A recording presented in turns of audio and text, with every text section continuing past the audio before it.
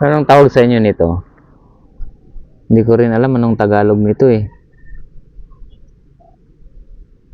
Yan. Sa amin, balikot-kut.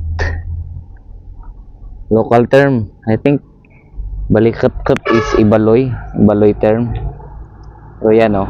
Usually, papasok yan sa bahay kapag tag-ulan. So kapag maraming ganyan sa loob ng bahay, doon mo malalaman na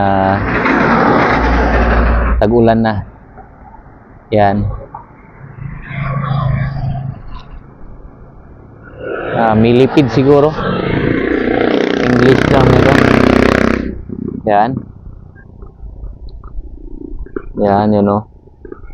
Tapos, kapag akmang ano mo yan, papatayin mo yan, maglalabas yan ng masamang amoy. Parang yun yung defense mechanism niya. Yan. Yan siya.